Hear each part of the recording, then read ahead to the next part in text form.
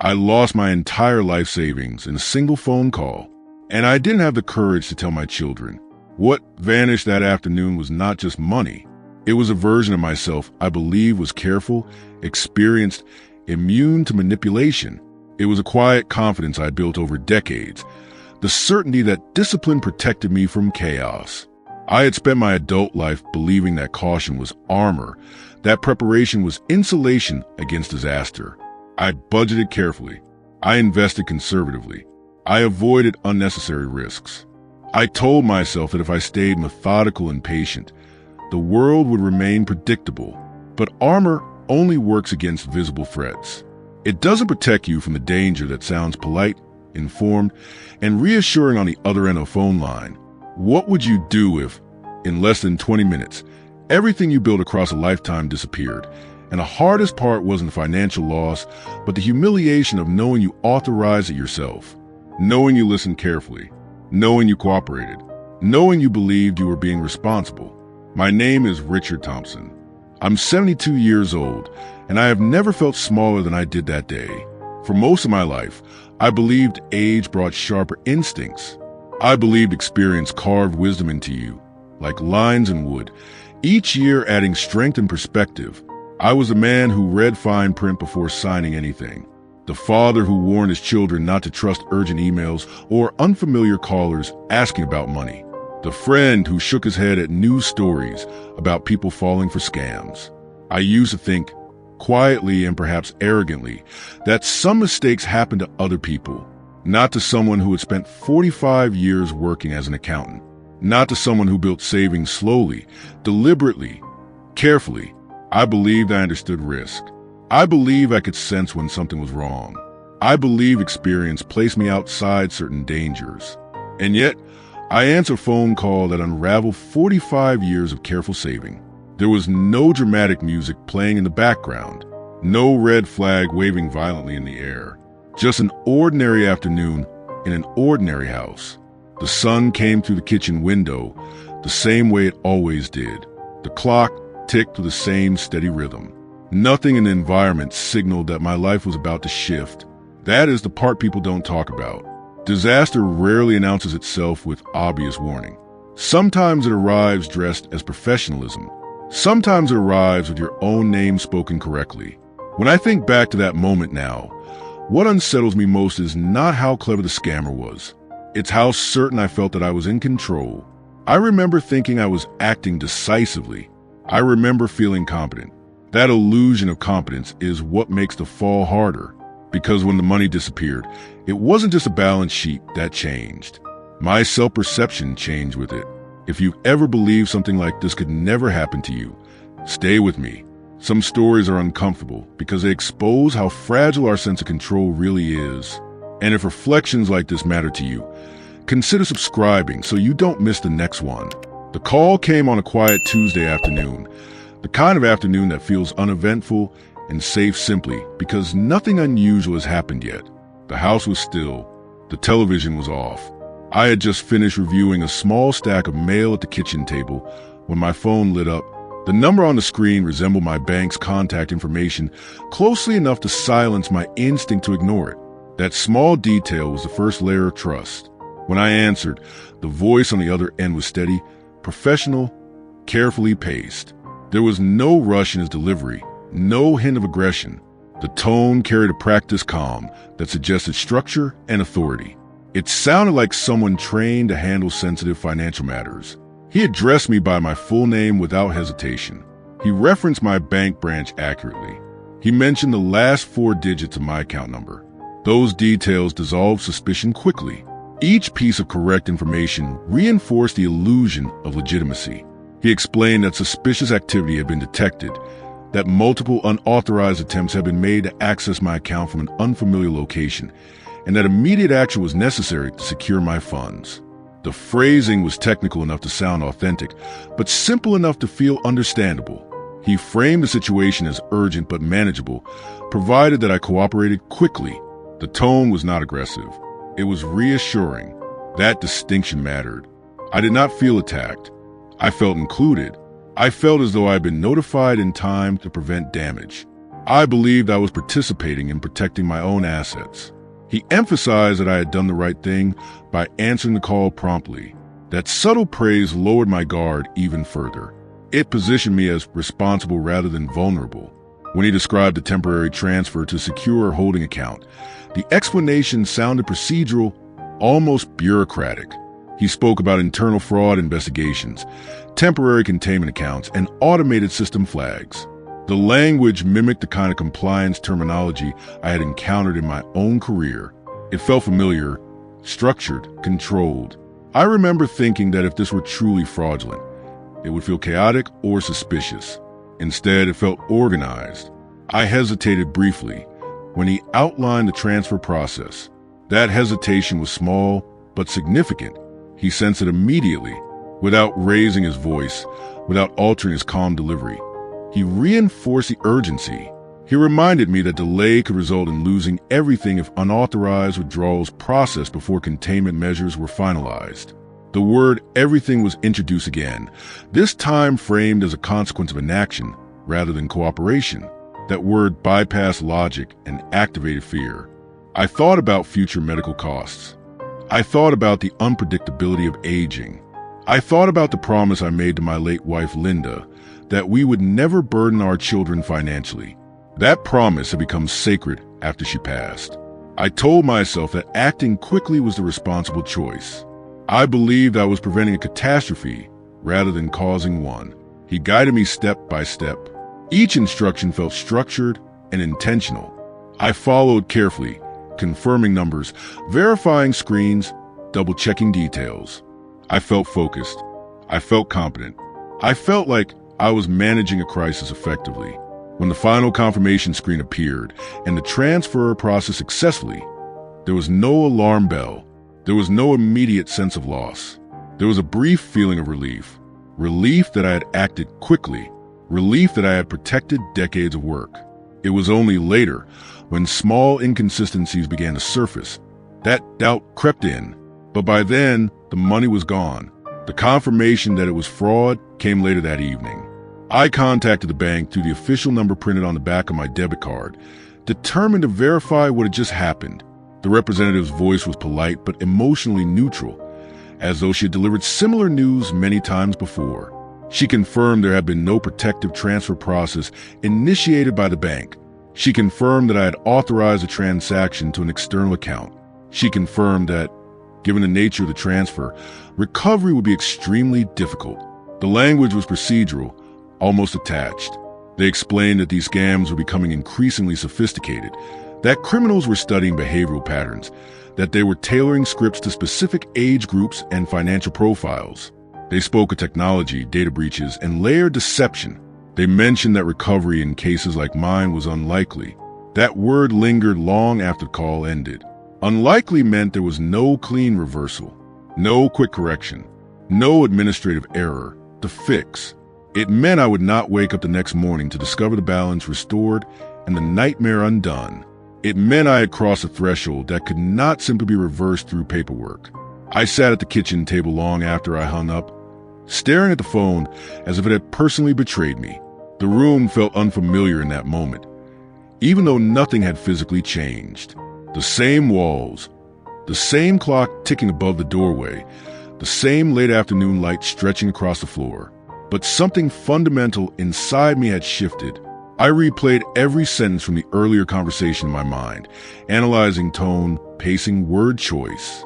I searched obsessively for the precise second where my judgment failed. Had his confidence been too rehearsed? Had the urgency been slightly exaggerated?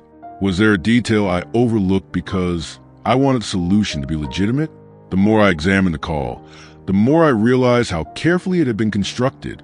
There had been no obvious red flag, no glaring inconsistency, just a sequence of reasonable steps layered with subtle psychological pressure. And that realization was deeply unsettling. I had built my identity around being methodical and cautious. For 45 years, I worked as an accountant, structuring numbers into order, forecasting outcomes, minimizing risk.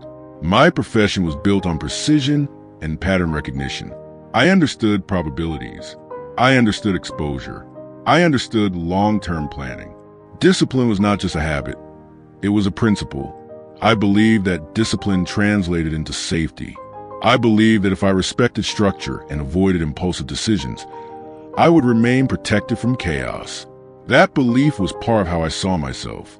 Losing the money felt devastating, but losing confidence in my own decision-making felt worse. Money, at least in theory, can be earned again. It can be rebuilt slowly.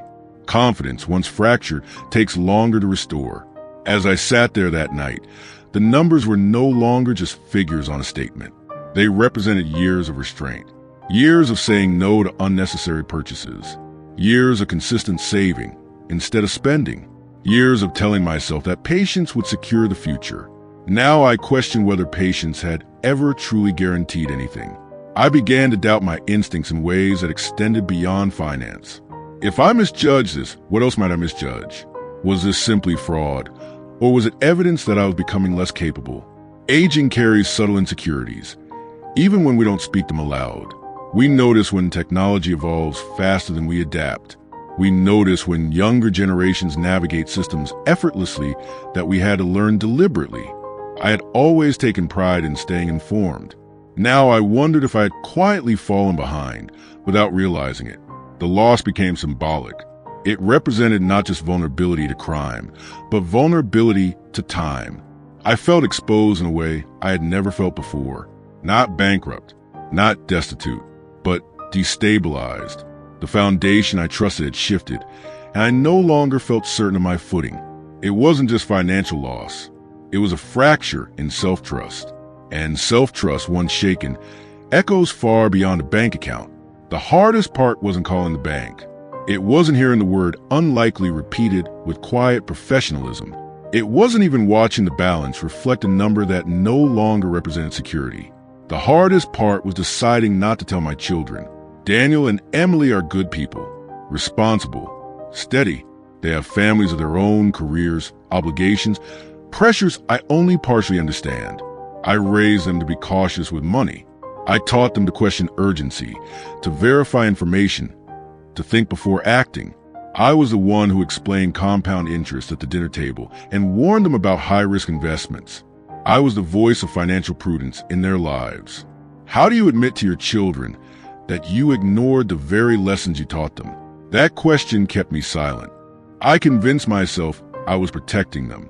I told myself there was no reason to worry them unnecessarily. The loss, while painful, did not leave me destitute. I still had social security. I still had the house. I could adjust. I could tighten expenses. I could restructure quietly and absorb the damage without turning it into a family crisis.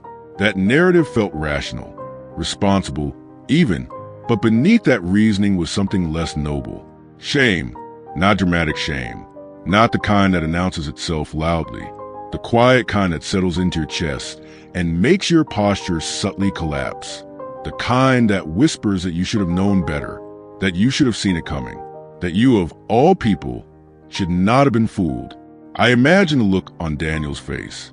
Not anger, but concern. Concern can feel heavier than anger. I imagine Emily trying to hide her worry, speaking carefully as if I might break. I did not want to see myself reflected in their eyes as vulnerable. For most of my life, I was the one they called for advice. I was a steady voice during their own financial scares. When Daniel considered switching jobs, he called me first. When Emily and her husband debated refinancing their mortgage, they asked for my input. I was accustomed to being consulted, not corrected. Losing the money disrupted that hierarchy in a way I struggled to accept. There's a subtle shift that happens as parents age. Roles begin to soften. Children begin to offer help in areas where we once led. That transition can be healthy, even beautiful, but it requires humility. It requires acknowledging that independence evolves over time. I had not prepared myself emotionally for that shift. Instead of viewing transparency as strength, I viewed it as evidence of decline. So I chose silence. I adjusted quietly. I reduced discretionary spending. I reviewed monthly statements more obsessively than before. I calculated revised projections late at night, trying to determine how long I could maintain stability without external support. The house felt heavier during those weeks. Every appliance repair, every unexpected expense triggered disproportionate anxiety. What had once felt manageable now carried amplified weight. I began avoiding certain conversations. When Emily mentioned planning a family vacation and asked if I might join them, I hesitated longer than usual. I told myself I was simply tired. When Daniel casually referenced retirement planning during dinner, I changed the subject. The secret created distance I hadn't anticipated. Silence protects pride, but isolates the heart. Each day I delayed telling them. The burden grew, not because they suspected anything, but because I was actively maintaining an illusion. I had always believed integrity meant honesty. Yet here I was, choosing concealment to preserve an image. The contradiction unsettled me. I told myself I would eventually share the truth. Just not yet. Just after I regained some footing. Just after I found a partial solution. Just after I felt less embarrassed. But solutions rarely arrive before honesty. And pride rarely dissolves without confrontation. The days that followed felt deceptively normal. Morning light still filtered through the blinds at the same angle.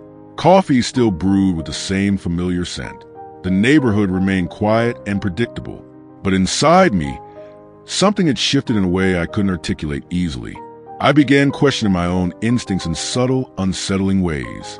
When my phone rang from an unfamiliar number, my pulse tightened instantly.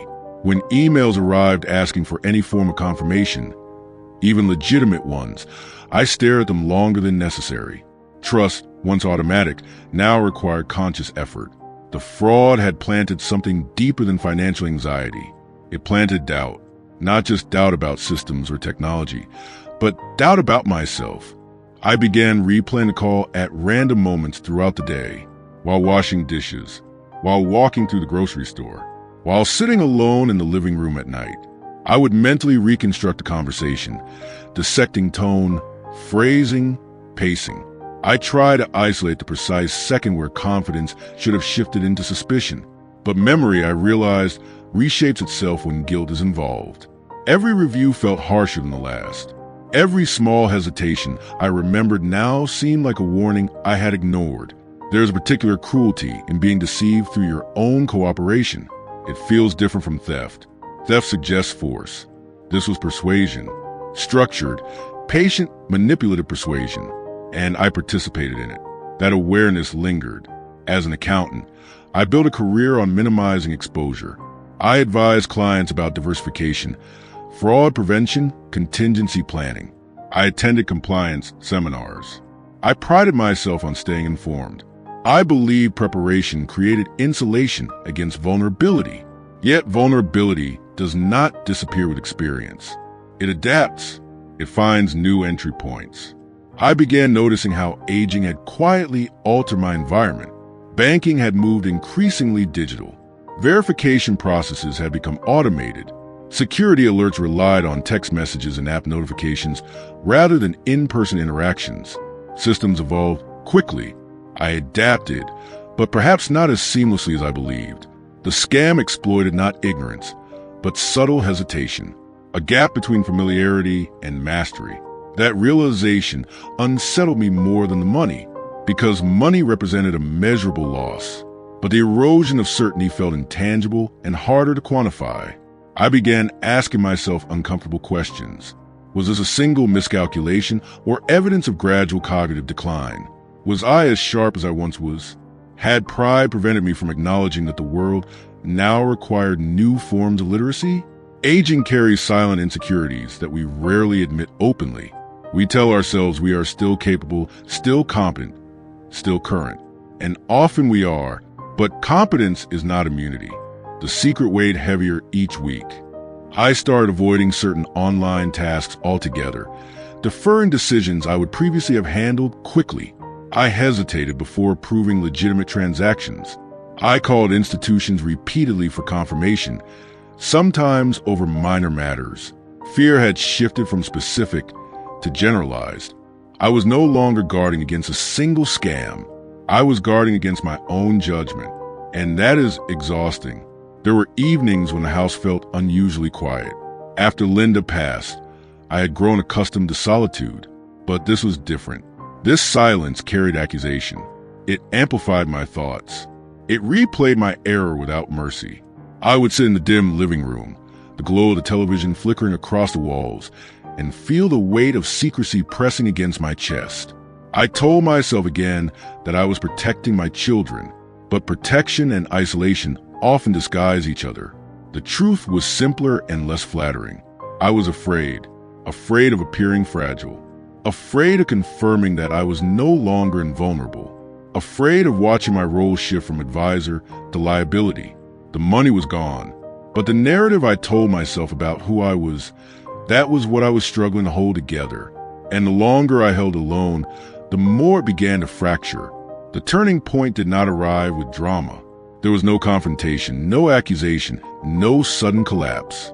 It arrived quietly, almost casually, on a Saturday afternoon when Daniel stopped by to help me update the security software on my laptop. The visit had nothing to do with finances. At least, that was the assumption. We sat at the dining room table, the same table where I once helped her with algebra homework. The irony did not escape me. He navigated through settings with ease, explaining updates in simplified terms out of habit rather than necessity. I nodded along, pretending to follow every technical detail while monitoring my own discomfort. Then he opened my email. There it was, the confirmation message from the transfer, archived but not erased, a digital footprint I had chosen to ignore. He paused, not abruptly, not suspiciously, just long enough. That pause felt enormous. I watched his expression carefully, searching for signs of judgment, but what I saw instead was curiosity, concern. He turned slightly toward me, not confrontational, just attentive. He asked gently whether I recognized the transaction. In that instant, time stretched. I could have dismissed it. I could have minimized it as routine. I could have closed the screen and redirected the conversation. The opportunity to preserve the illusion still existed. But something inside me felt tired of calculating, tired of rehearsing explanations that might never be needed, tired of maintaining an image that was already fractured. So I told him, not dramatically, not defensively. I described the call, the urgency, the containment explanation, the temporary account, the confirmation, the bank's response. I spoke methodically, as if narrating someone else's mistake. When I finished, the room was quiet. I braced for disappointment. I expected subtle frustration. I expected him to ask how I, of all people, could have overlooked something like that. He didn't. Instead, he exhaled slowly and said that these scams were increasingly sophisticated. He mentioned colleagues who had almost fallen for similar tactics. He said that the targeting was deliberate and researched. His tone carried no condescension, only concern, not concern about the money, concern about why I hadn't told him sooner. That question struck harder than any criticism would have. Why didn't you call me, Dad? The answer felt embarrassingly simple, because I was ashamed. Saying that aloud required more courage than describing the financial loss itself. Admitting I had been deceived was one thing. Admitting I believed I had to handle it alone was another. He listened without interrupting. He didn't reposition himself as a rescuer. He didn't offer immediate solutions. He simply absorbed the information and reassured me that we would look at options together. Together, that word unsettled me in a way I hadn't anticipated. For decades, I was the one who handled financial emergencies. I was the stabilizer, the strategist, the calm voice during uncertainty. Now the roles were shifting subtly, not through force, but through circumstance. And I realized something uncomfortable. My children did not require me to be infallible. That requirement had been self-imposed. Later that evening, Emily came over. Daniel had told her. I felt exposed as I explained everything again, this time to both of them. But again, there was no anger, no lecture, only measured discussion and practical thinking. We talked about fraud alerts, credit monitoring, identity protection. They focus on prevention, not blame. The catastrophe I had imagined inside my head never materialized. There was no collapse of respect, no dramatic shift in how they treated me. They did not speak slower. They did not begin supervising me. They did not reposition themselves as guardians of my autonomy. They simply stood beside me, And that distinction mattered more than I expected, because what I feared losing was not money. It was dignity. And dignity, I was beginning to understand, does not disappear when you admit vulnerability. It erodes when you isolate yourself to protect pride. The money was still gone, but something else, something quieter and more important, had been restored. Connection. And I realized I had nearly sacrificed it to defend an illusion of control. After the truth was spoken, something subtle shifted inside me. Not relief exactly. Relief would suggest the problem had been resolved. The money was still gone. The bank's position remained unchanged, but the weight of secrecy had dissolved, and in its place came something steadier. Clarity. In the days that followed, Daniel and Emily helped me review my finances with calm practicality. We recalculated projections. We discussed long-term adjustments. We simplified certain expectations I had quietly attached to retirement. The process was structured and unemotional, which strangely made it easier. Numbers, even painful ones, are easier to face when shared. What surprised me most was how ordinary the rebuilding process felt. I had imagined catastrophe. I had imagined awkward tension at family dinners. I had imagined subtle shifts in tone, glances exchanged when I wasn't looking, the quiet repositioning of authority within the family dynamic. None of that happened. They did not treat me as fragile. They did not question my competence. They did not reference the mistake repeatedly.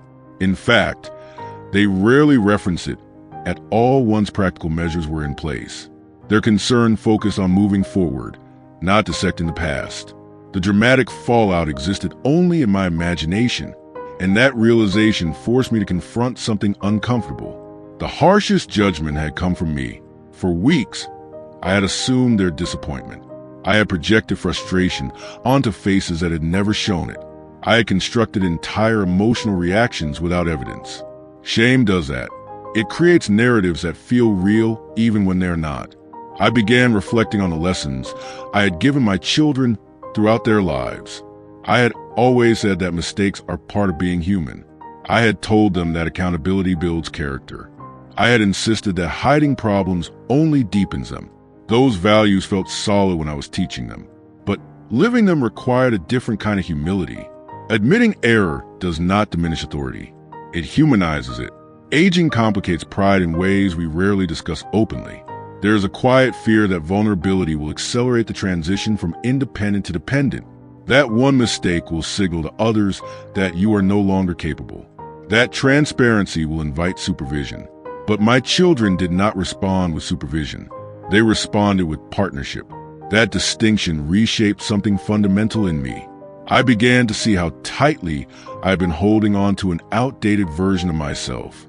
The invincible provider, the unshakable decision-maker, the man who navigated complexity without error. Those identities had served me for decades. They built stability. They built trust. They built security.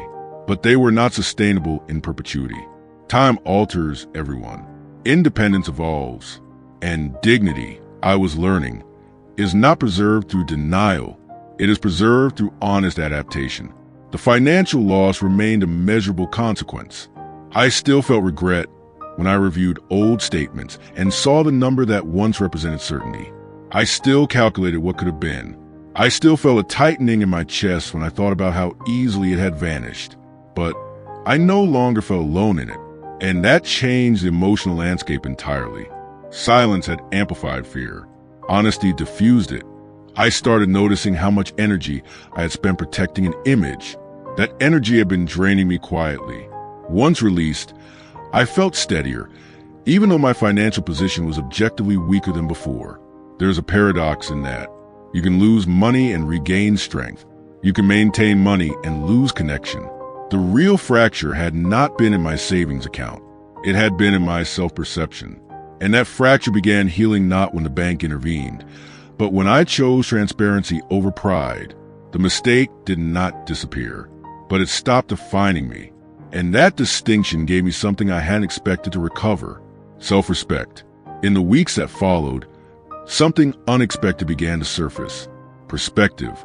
For years, I had equated financial control with personal stability. Savings represented preparedness. Preparedness represented responsibility, and responsibility represented worth. That equation had shaped my identity quietly for decades. Losing the money disrupted the equation, and for a time I believed it dismantled the identity attached to it. But I started to question whether the equation had ever been complete. Money had provided security, yes. It had given me options, reduced anxiety, created space for long-term planning, but it had never been the sole measure of my value. That realization took time to accept. It required separating practical loss from existential meaning. I began noticing how my daily life had not collapsed. I still woke up in the same house. I still drank coffee at the same kitchen counter. I still received calls from my children asking for advice on matters unrelated to finance. The core of my life remained intact. The structure had been shaken, but it had not disintegrated, and that distinction mattered. One afternoon, Daniel mentioned a colleague of his who had fallen victim to a nearly identical scam. Younger, tech-savvy, financially literate. The detail caught my attention. It reframed the narrative I had been telling myself.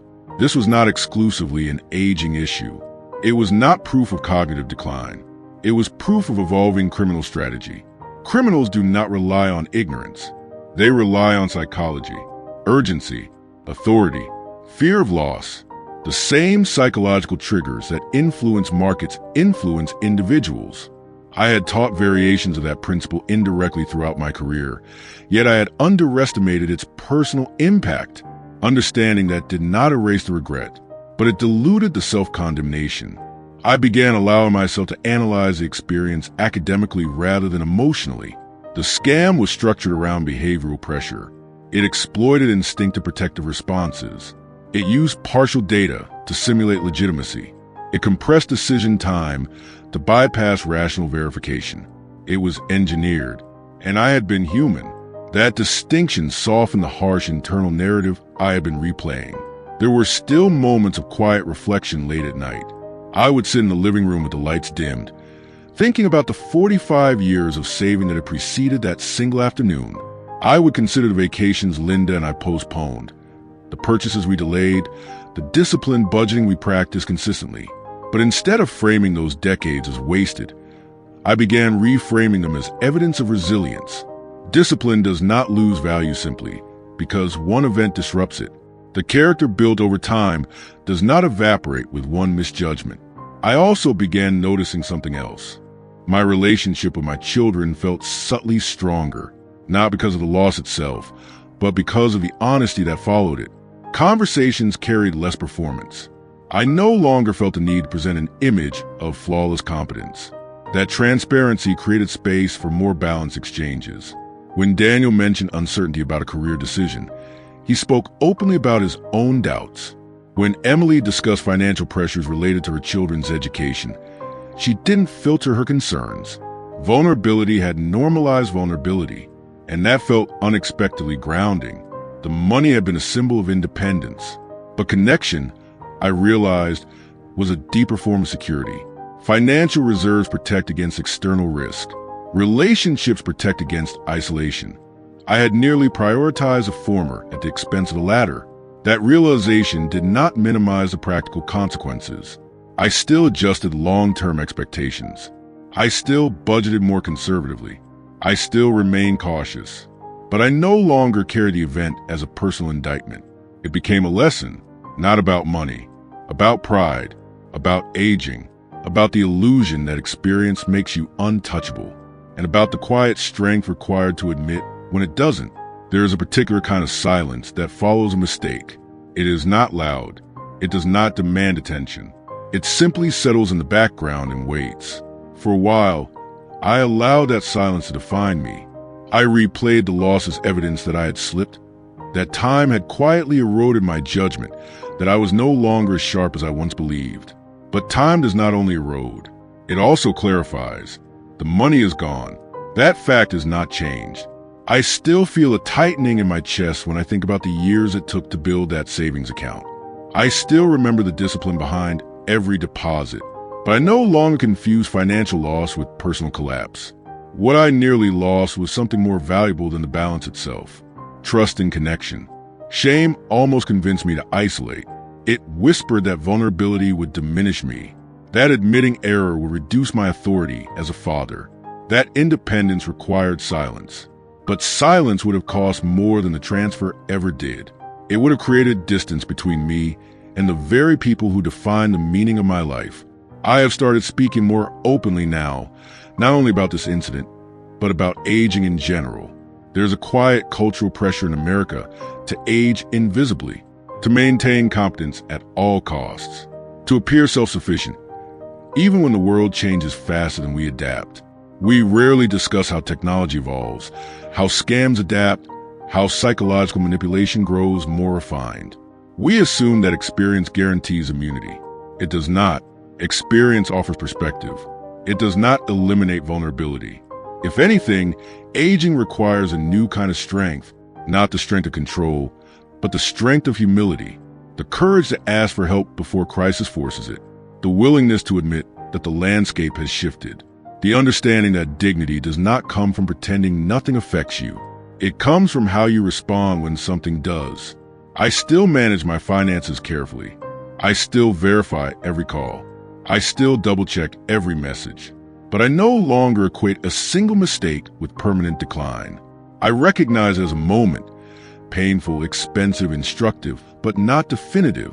My children do not see me as diminished. They see me as human. And perhaps that is a more honest legacy to leave. If you are listening to this and thinking it could never happen to you, pause.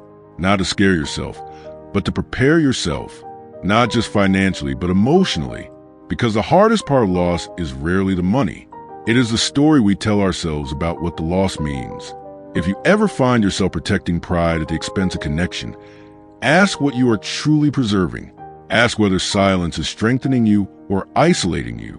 Ask whether admitting vulnerability might actually deepen the respect you fear losing. Write in the comments what you would have done in my place. Would you have told your children immediately, or would you have tried to carry it alone? I read every response carefully. And if stories like this make you reflect on your own life, subscribe to Emotional Life Tales, Voices After 50, because no one should disappear behind pride when connection is still possible. There is a particular kind of silence that follows a mistake.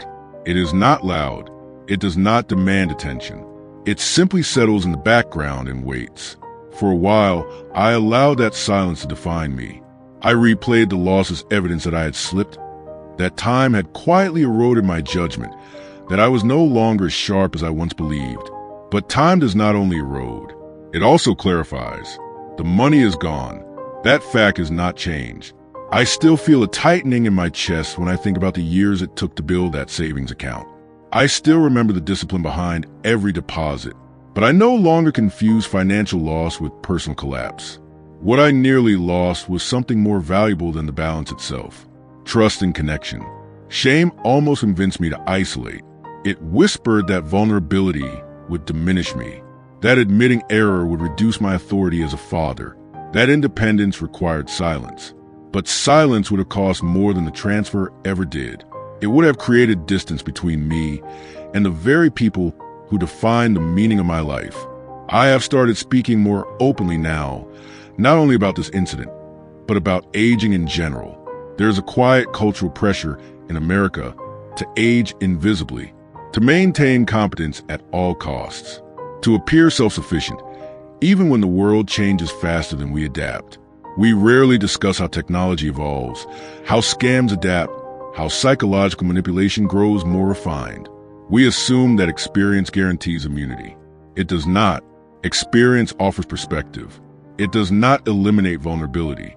If anything, aging requires a new kind of strength, not the strength of control, but the strength of humility, the courage to ask for help before crisis forces it, the willingness to admit that the landscape has shifted, the understanding that dignity does not come from pretending nothing affects you.